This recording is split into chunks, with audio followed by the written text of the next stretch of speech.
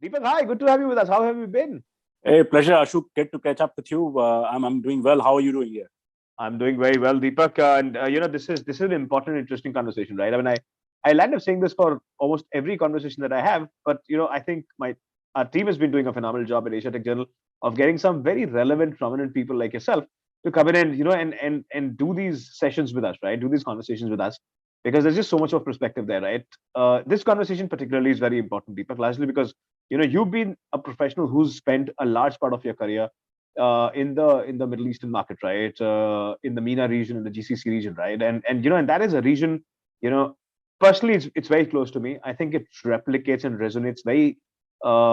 It looks like India in a certain form and way, right? The consumption trends are very, you know, uh, very similar in many ways, right? Of course, it's a little more cosmopolitan in the way it consumes. The exposure is very different, but you have a very large expat community there, right? And the orientation towards India has always been very thick.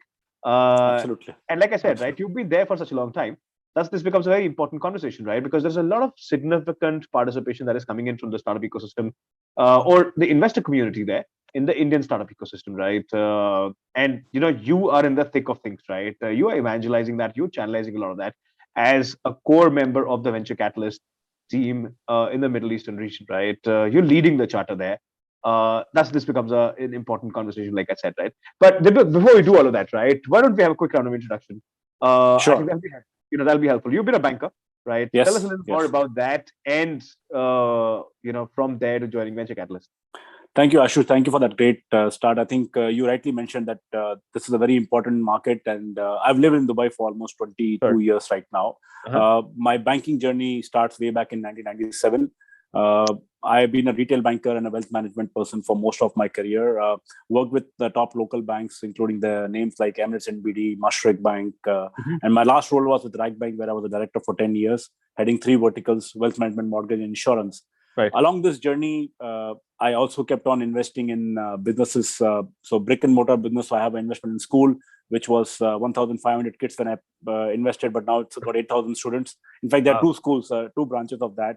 We have done the backward. We have done the backward integration. So we started a kindergarten, nursery kind of a thing, and then we also did a forward integration by bringing the Pune University campus. So Oh today, wow. Indian parent can put his kids with us in the nursery, and then we give him a finished product, making them a graduate. Nice. Yeah. Interesting. So that kind of encouraged me to become, revisit my thought process of becoming entrepreneur. Along the journey, as I said, I invested in certain health tech companies, education Right. technology companies, and most of these companies, while I was an investor, I was also advising and mentoring them, giving them strategic advice. So Interesting. in 2018, after completing 10 years in RAC Bank, which was my last role, I realized that I probably have the wherewithal and the expertise and now the confidence to jump the wagon, the leap of Right. faith, as they call it. So I took that leap of faith, and then I started doing what I'm doing now. Primarily advising and mentoring a lot of this startups. So I Interesting. have a startup which basically was initially a golf aggregator, but today it's a customer loyalty go-to company in India. It's called Thrive, Right. formerly known as Golfland. I Uh-huh. spend a lot of time advising them, strategic acquisitions, M&As, and even business development.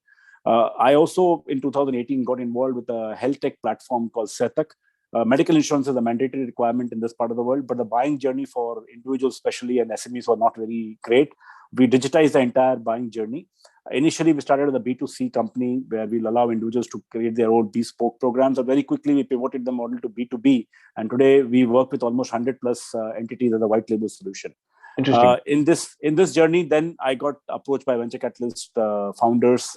They wanted to start the operations in UAE, and they probably got recommendation from somebody that I could be the face of the company. Right. It was for me a very privileged thing, because they approached me, and I also did my homework on them. I realized that the founders are amazing, the people who are backing them, including the investors who are billionaires in India, and it was not a very difficult decision to join hands with them.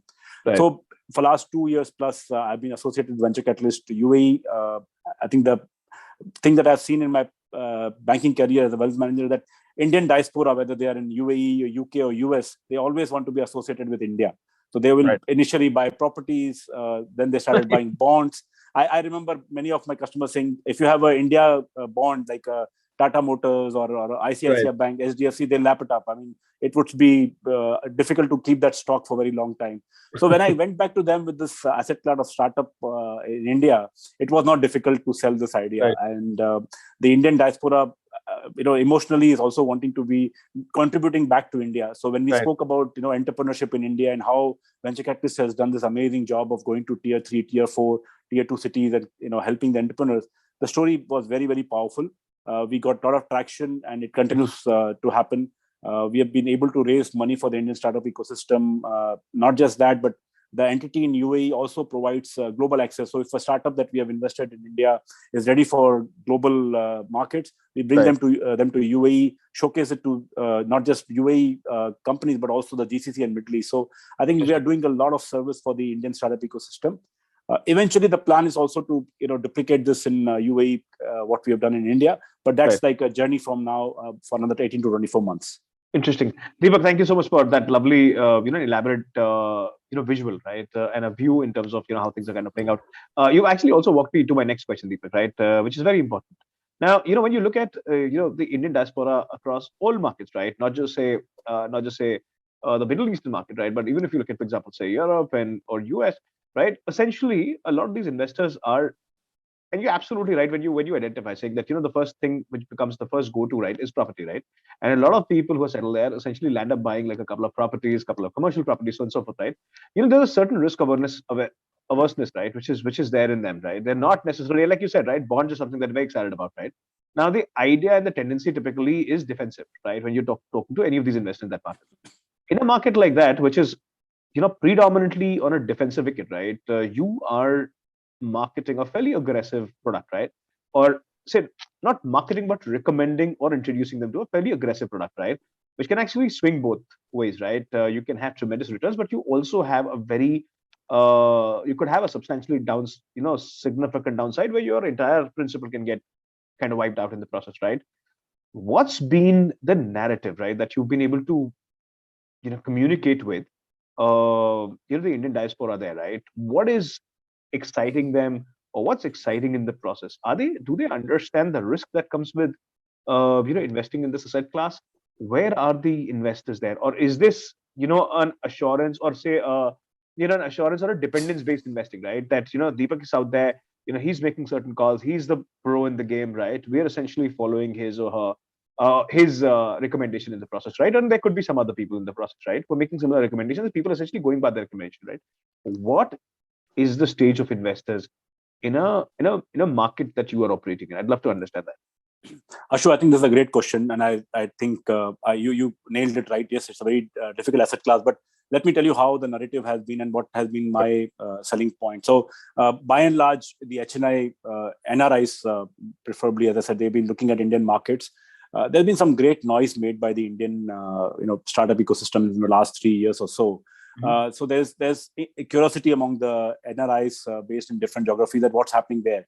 Now, when I approach an NRI client who has been my client for some time before, let's say he has $100 to invest. Right. My recommendation is that put the $90 in your very secure defensive model, which will give you regular income, so a bond or a fixed income kind of a solution, which is what they usually want to do. Sure. The $10 that you have, invest them in 10 different startups. Mm-hmm. So your risk is on the $10, and Right. you're then further distributing the risk to 10 different companies. Mm-hmm. Now, this is the way it has been marketed, because eventually we all know that the startup, as you said, is a risky asset. If 2 or 3 of this 10 will click, they will kind of take care of the right. Yeah. So this is the thought process. More importantly, I think what people also, as you rightly said, believe that because I'm associated, I have a brand in this market. I've been, right. Meeting the same people for last 15, 20 years. So they know that when I, stick my neck out for something, I've done my homework. Correct. What also helps is the, kind of a track record of venture capitalists, a 5.5 year track record where they have invested in more than 170 odd startups. Sure. Given more than 50 odd liquidity events. So people have not just put money, but they also got money back multiplied 5, 7, right. 8, 10 multiples. So right. I think a couple of these factors are very, very helpful. So, the narrative is that don't put all your eggs in one basket. Take sure. the income, or take the corpus that is you're allowed to take a risk on. Sometimes people say out of 100, I'll just put 5, which is Right. good enough for me. I'm not saying to put 10. But when they see the results, as I said, the Indian startup ecosystem has been a great news in the last 3-4 years. I mean, the amount of unicorns we have seen this year or the previous year. I think 2-3 things have happened in India after this 2016, Right. When geo network spread across geographies. The smartphone that has reached to the tier 2, tier 4 cities, it's given to a new economy altogether. And I think the NRIs here are always having the pulse of the Indian market. So this is what excites them. And a credible platform, Venture Catalyst, presented through a person with my kind of a legacy and brand equity, it works as a good formula. Super. Deepak, what's been the performance, right? And when I say performance, of course, I understand that these are rounds that open up in India, right? And there's more participation happening. But how many deals, for example, how large, for example? So number one, how large is the venture catalyst? The Middle Eastern business. That's number one. Number two, how many deals have you participated in, and what's been the participation, say AUM, right? If you can possibly term it that way. What's been that?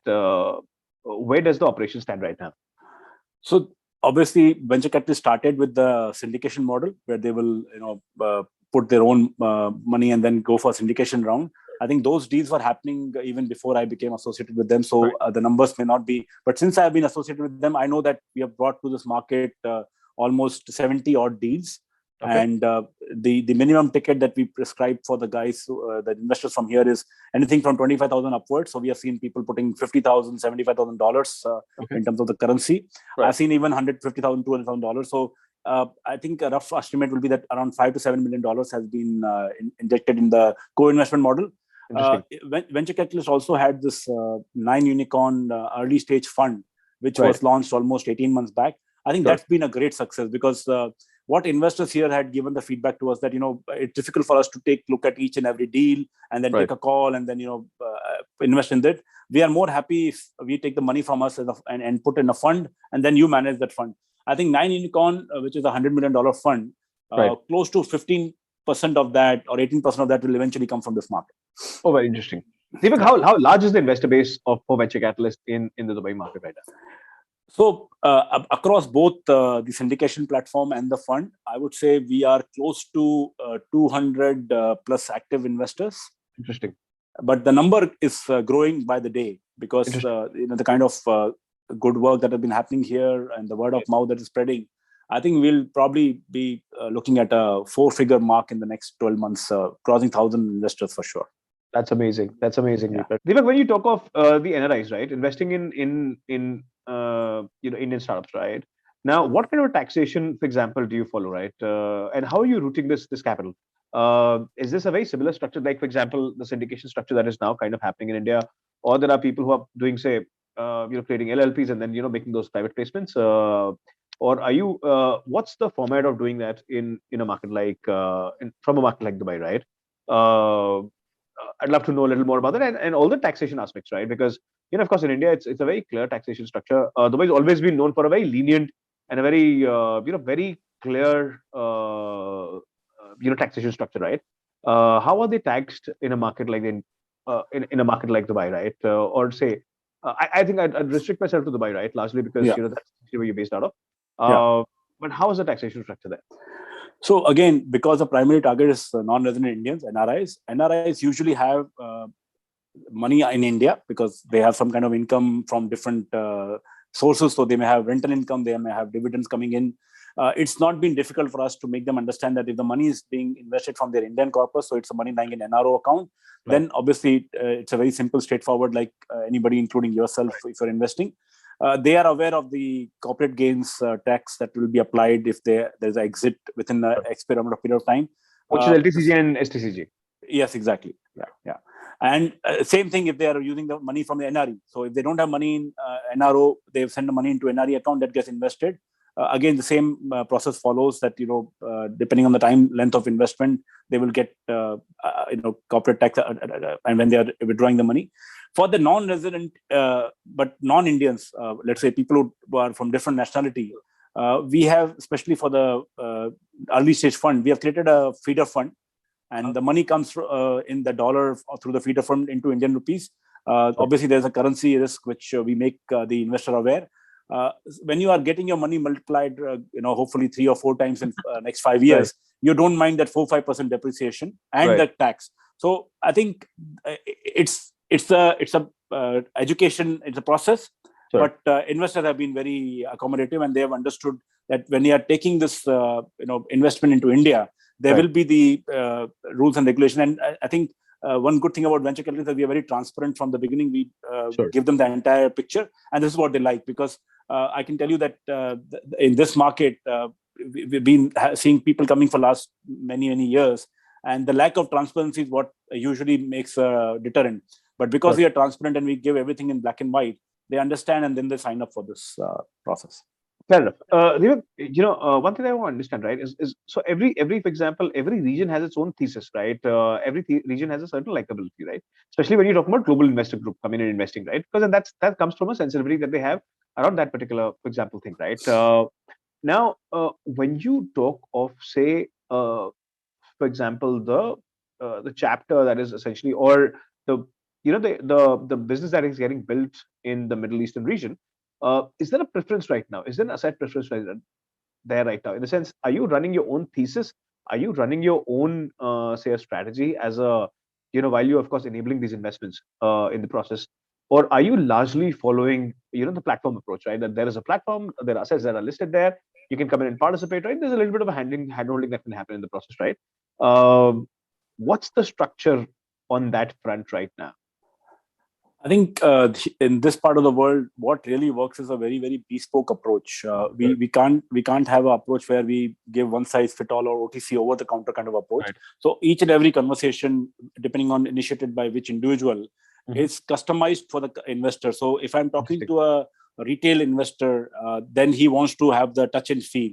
If I'm talking to the institutional investor, then he wants to look at certain other data points that, which are the other institutions that are investing and which are the other names that are getting associated.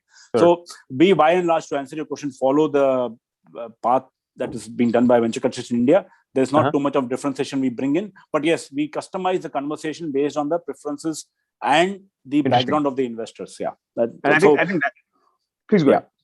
So that's been the key success model here, that we've been able to make those fruitful conversation and conversions, because the approach taken is based on the bespoke approach, to be honest. Right. Yeah. Very interesting. And I think a lot of your experience, Deepak, possibly comes in handy, right? Because you understand a lot about risk profiling, you understand how they invested, the asset class that they invested in, and your ability and their ability to kind of have a certain exposure, right? And I think that just possibly will help you create that very relevant impact, right? And very, like you said, very bespoke advisory in a certain sense and way, right? Because that is something which is a must, especially for people who are not living, not experiencing certain growth or certain change in tendencies firsthand, right? Correct. Deepak, I'm going to move to a slightly more, question which is I think part of every discussion that I'm having, because it's important to have a perspective from everybody, right? Because everybody is experiencing, everybody's experienced COVID in a very different way, right? Now, when you look at COVID, right, it's kind of disrupted everything that we built as humankind, right, forever. I mean, people tend to invest in real estate, right, especially NRIs, and I'm talking about here, right? That's possibly the biggest asset class and the most exciting asset class for each one of them, right? And there have been occasions when Indian real estate players have actually done much better sales in a UAE-like market, right, than they've done in a domestic market. Has COVID changed the perception that these investors had, right? Have they started to understand that too much of a concentration on real estate, or real estate could have its own challenges going forward? We might live in an ecosystem which is where you largely have a work from home. You don't necessarily need a lot of real estate. Digital is going to take over. You're going to, and I think that's something that we're experiencing day in, day out, right? I mean, our adoption of e-commerce, for example, has grown, right? Consumer preferences are kind of changing. Is there a shift in perception post-COVID, right? Are people, and this could be about the startup ecosystem, this could be in general about the investor behavior, right? And I think you're the person who's possibly in the best position to answer this, right? What's happened to the investor perception around the fixed assets, right? Or defensive assets, like I'd spoken to you earlier about. How has COVID changed that?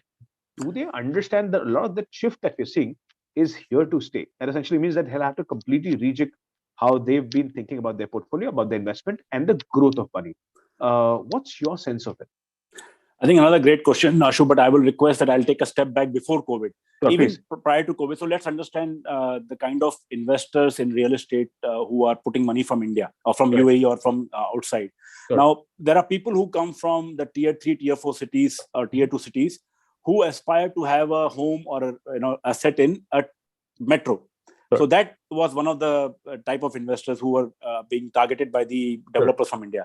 Second set of investors were people who wanted to build, asset which will be eventually used by their, next generation. Right. So, and then obviously we all know that in India, and Indians in their mind have this thing that real estate is the best asset class after gold. Sure. I mean, a lot of people could go for gold, but real estate is the best asset class. Now, I'll tell you some examples even before COVID. Sure. People who are upgrading themselves from rural area to an urban area or urban tier 2 to a tier 1 area, that will continue to happen because that's the upgrade in their life.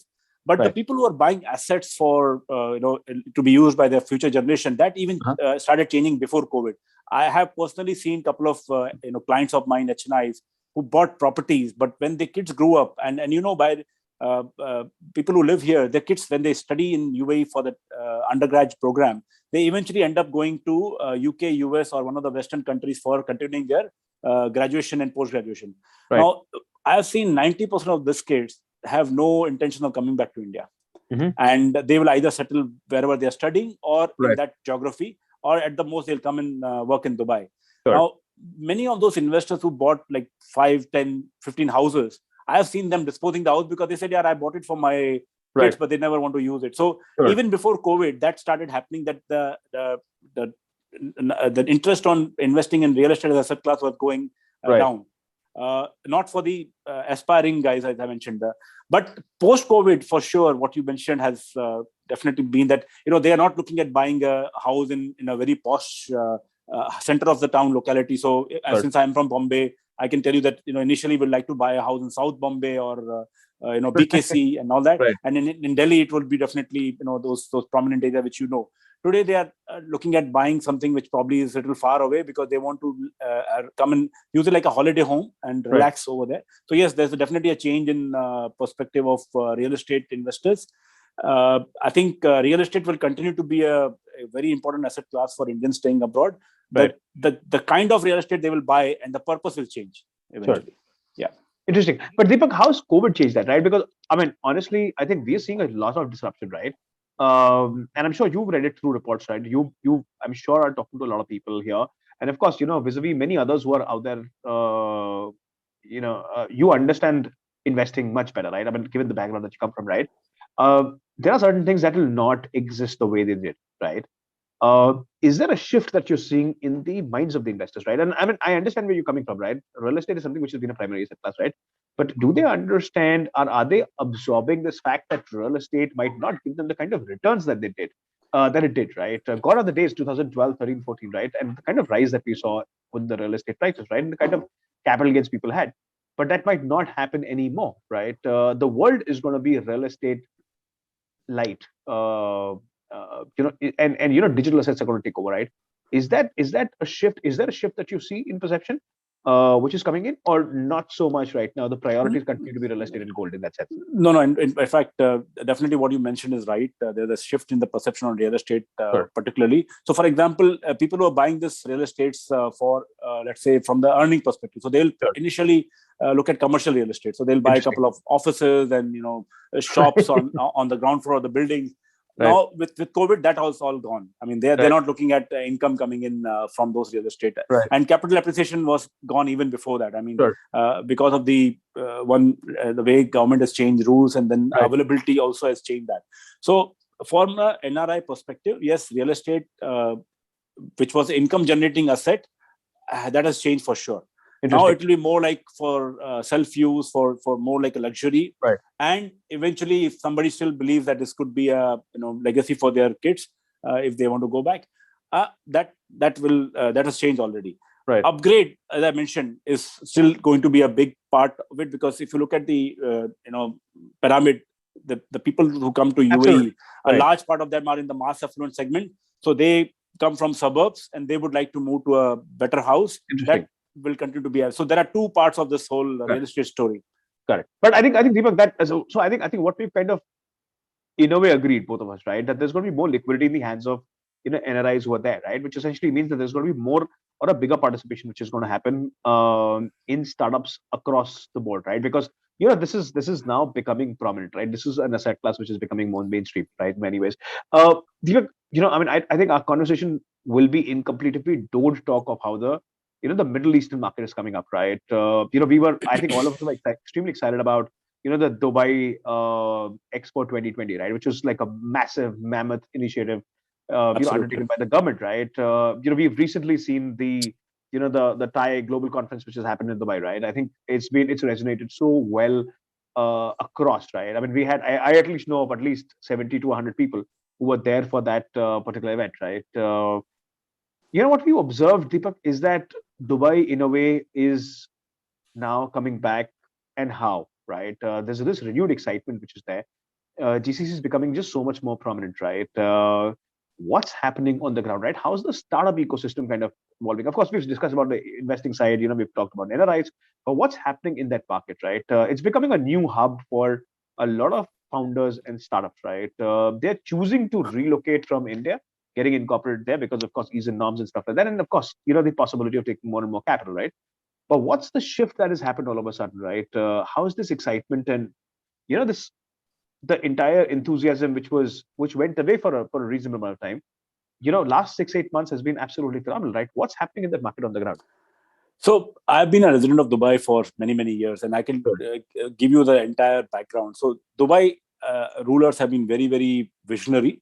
Sure. Way back in 70s and 80s, they realized that their hydrocarbon revenues will not sustain them for long, and they Sure. started finding other ways to grow their GDP. So initially, it was establishing those free zones. So 90s was the time when they had free zones where the companies, multinationals, will come and set up a hub. Right. Because of the central location of Dubai, it can cater Right. to the east and the west. That was a way. And then they started growing the tourism in a big way. I mean, we have sunshine here for almost 8-9 months of the year. And there are different parts of the world, including West and East, where people would give their arm and leg for a sunshine like this. So tourism became big. In fact, this place used to be called MICE, Meeting Incentive, and Events Capital of Middle East. So a lot of events were shifted here. Right. I think the game changer has been the real estate. So when Dubai started freehold, I've lived in from 97 until 2004, you could not buy a property. You can only rent a property. Right. But when they started allowing expats to buy houses, I think that's where the game changed for them, because we all know that once I own a house, I feel that I belong to this place. Right. And I think that has been a trigger of what's happening now. So to answer your question, Dubai has always built infrastructure. They've created world-class facilities. So the airports, the cargo terminals, and all that are world-class. I mean, they know how to create world-class infrastructure. What has been the game changer in the last 6-8 months, to be honest? Again, COVID is a big way responsible for that. Right. People living in UK, US, and India, or any other big country had to go through a lot of hardship. Lockdowns did not allow them to step out. So your groceries, your basic requirements were a concern. Whereas the rulers here, first of all, made sure that at any point of time, if you want to step out for buying, the stuff was available in the supermarkets, and we never had to really get concerned about it. Secondly, vaccination drive, I think it's been massive here. So we started getting vaccinated here in October onwards, and it was available free en masse. The way the UAE has taken care of the residents and the expats and the citizens gave a lot of confidence to people outside, and they started looking at UAE as their next place to settle down.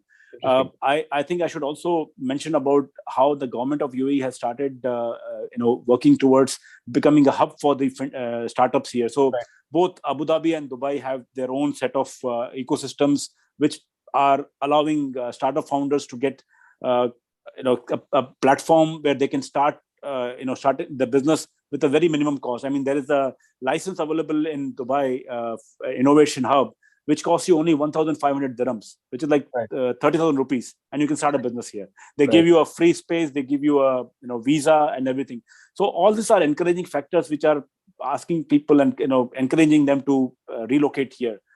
Yes, the other aspects you mentioned. So Dubai has a great lifestyle, great family.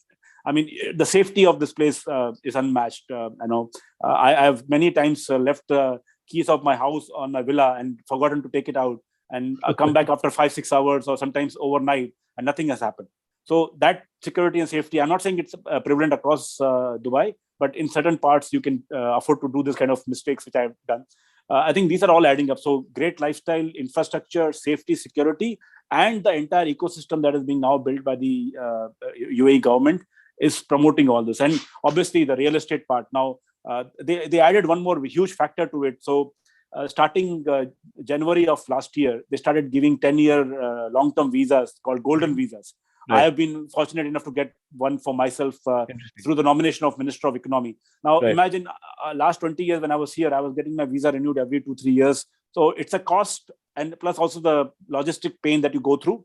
But now that I have a 10-year visa, and not just for me, for my entire family, I Sure. feel I have a property of my own. I have a 10-year visa, and I'm more stable. And this is what is important. When you start a business, or when you look at a relocation of geography, you want Right. to see stability. So you have stability of your visas, you have the stability of buying a property, and Sure. plus the other thing that I mentioned, the infrastructure, lifestyle. I think this has been the key driving force for HNIs and founders of startups to relocate to Dubai. And I'm seeing this happening every day. I mean, I can tell you that Dubai is today, flooded with this profile of people.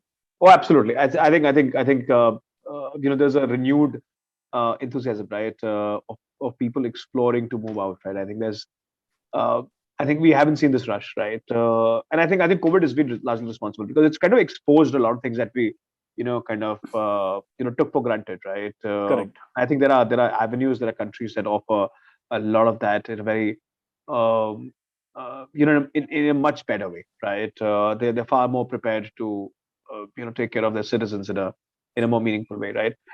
Deepak, you've always been, or you've also been an angel investor, right? While of course you've continued to evangelize the cause, right, build the community. I would take a minute to discuss that, right? Of course, you've given us a view in terms of the portfolio that you have, right? But what's your personal thesis? What are the areas that you're looking at? What are the sectors that you're looking at? From your personal participation standpoint, right? I understand healthcare is something which is close to you. Education is something which is close to you. What are you looking at in those sectors, and what are the other emerging sectors that you're looking at? So education has been a big passion for me. So I look at Right. education technology companies which are trying to disrupt the space, because we know that the education sector is one of the most I don't want to use a very strong word like backward, but Sure. it's a space which has been not it's evolving, and it's not been well handled in the past for Right. various reasons. I think that's always been my reason for, because when you educate people, and I'm talking about education right at the rural ground level, Sure. I think that's where you transform the country and the economy or whatever. So I think that's my interest always. Anything that is disrupting and making education affordable and available right to the grassroots level, it will always be my passion. Healthcare, again, because of we all know how the system works here. Right. If you are able to provide healthcare solutions which improve the quality of life for people at every age, I think that will always be my interest. Not just in terms of technology, but even in terms of the availability of different solutions. So Right. curing Alzheimer's, for example, things which are today difficult. I mean, I have recently come across a doctor who's got a very special technology of doing heart surgeries. I mean, I met one of his patients who was my ex-colleague, and the guy was up and about in 5 days' time after doing a bypass. Wow. I mean, and this is unheard of. I mean, I've seen people lying in the ICU for at least 10 days after the bypass. And this guy, after 7 days, he was meeting me in a coffee shop, walking around. So those are the kind of things that excite me. I have been a banker, so fintech definitely excites me, because, I believe banks are too slow to move forward, and they have their their own compliance and reasons for not doing things. Right. Decision-making process in a bank is terribly slow, as you would have also experienced. So I love fintechs who are trying to solve the space and problem, especially in a market like India. Banking is not accessible to a lot of people in the geographies that are untouched. So these are the three primary areas that I work with. But to be honest, I would not be doing justice if I not tell you that I am sector agnostic, as long as I find the founder who's got the right passion, and he's identified the right gap. One of the things that I always tell the founders is that validate your gap, the gap that you think, because sometimes we get fascinated. Boss, ye problem hai, but validate it. Talk to people, talk to experts. Secondly, when you find a solution, what happens is, as a founder, I get so much in love with the solution कि मुझे लगता है यही एक solution इस problem के लिए है. I mean, Right. I always tell them, boss, don't fall in love with your solution, fall in love with the problem, and Right. keep finding different ways to solve the problem. So you can keep just improving your solution or finding a completely new solution. This is my way. So I look at founders who have this aptitude that they are willing to pivot their business model. I mean, this golf business, for example, after in my investment in 2013, by 2015-16, we realized that there are only X number of golf playing population in the world, and the numbers are growing very slowly. It's not something that will happen exponentially because one, it's a difficult game, it's expensive, golf courses are not available. So we quickly pivoted into other sports, and now in the last 2 years we have pivoted into things like travel. So everybody has to travel. So we facilitate airport lounge, pick up, drop. If a corporate wants to offer discounts on F&B and retail, we do that. So we, from being a golf aggregator, became a customer loyalty company in a matter of last 2.5 years. Now that pivot is somebody, the founder has to be flexible. I think many founders don't like that. They want to stick to what they've started with, and I think that's what I'm looking for in terms of the ideas. Super. So Deepak, I always tell this too, and I mean, I run an accelerator in the past, right? I've been on the investing side of things, right? And I continue to do that. One thing that I've always advised many entrepreneurs that I come across is to have a banker on their advisory board or a mentor board, right? And there is a reason to that, right? What happens is because of how for a lack of better word, but uncreative banking is, or non-creative banking is, right? I think it's the creativity of the banker to go out and sell a solution, right? And that can only happen when he or she is putting in that effort to understand the risks and priorities of the client or the customer that they're handling, right? They become very creative people by the end of it, right? The way they move, the speed with which they identify certain very key gaps, right, is phenomenal. So this has been my advice to them for the longest time, that if you're hiring for sales, look for a banker. If you're doing something on strategy, look for a banker. If you're looking at somebody for doing leading partnerships, look for a banker. If you're looking at strategy and communication, look for a banker. And I think that's that. And and when I talk to you, I think a lot of that now comes back to me, right? In many ways, because that's what banking kind of exposes you to, right? And I think having such an advisor and a mentor on board is so much more helpful, right? Because it helps you navigate much faster, right? Because the other person understands consumers and consumer behaviors and priorities much better, in a more meaningful way, in a very first-hand experience than a founder of a tech company would at any given point of time. And I think those micro aspects are very, very important, and nuances are very, very important, right? Deepak, we're towards the end of our conversation, right? And I think my second last question in this conversation today, right, is that you're in a very, very interesting position. You're in a very interesting place. I mean, you're seeing what is happening in the tech ecosystem, right? What are the next 2 years like for Deepak Ahuja as the lead of venture catalyst in the region and as an angel investor? What are some of those things that you've set for yourself, the targets that you've set for yourself? What do we see you doing in the next 2 years? I think, first of all, thank you for being an advocate for the bankers. So what you just mentioned, I think we as a community have had our tough days, but yes, I think all the qualities you mentioned are great. And I'm kind of seeing that because I'm living that journey today with many of those founders. Now, to answer your question, what do I see in next 2 years? I think the journey for Venture Catalyst in UAE has just started, even though we have been here for 2 years. What I'm seeing here is the UAE and GCC startup ecosystem has a lot to evolve and a lot to mature. I think some of the best practices with a bit of customization has to be brought in here. What I really love about Venture Catalyst is that the ecosystem of co-investors. Now, these co-investors are not just about money. The kind of expertise, know-how, knowledge, access they bring in. I would love to create something similar in this market. So, for example, apart from the investor that I'm creating here, I would like to bring successful corporate guys to become our advisors for the startups here. I would like to bring certain successful founders who have done this in the past to become our mentors for the startups and do exactly what Venture Capitalist does in India for the Indian startup ecosystem. Because what I also see here is that there's a great talent here which is growing gradually. These are people who have a lot of ideas, but they are lacking the handholding of a strong mentor advisor. So startup investment generally is gaining a lot of momentum in this part of the world. So a lot of family offices, a lot of institutions, see this as a way, but they end up only giving money and maybe a bit of, once in a while guidance. But the startup founder needs much more, because at the end of the day, we all know that startup founders are product guys. They are not the corporate governance guys. They're not the, as you said, the bankers, and they're not the guys who have understanding of the entire cycle. So if that expertise, what venture capitalists has brought in, and which has been a key differentiator, I mean, I'm sure you know many examples of how idea that was brought to venture capitalists became a super success because of the entire ecosystem joining in. I think that's what I would like to create in the next 2 years, and not just in UAE, for the entire Middle East, because this market, in terms of numbers, will only make sense if all these geographies are plugged in together. I think this is what I like to see. I also want to be part of, which I am already in some way involved, of policy and decision-making process in this part of the world, where I would like to bring more friendlier, legislations. Like, for example, when I moved out of my banking career, if I wanted to start a company in the UAE, I had two options. One, start a company in the mainland, where I had to take a 51% partnership who was a UAE national, or go to a free zone where I can be 100% owner, but the free zone company will not be allowed to work with the local investors. So that feedback was taken, and now as expats, we are allowed to own 100% on the mainland as well. I would like to be part of similar journey, because today, if a startup is founded in the mainland in UAE, you cannot have different share classes.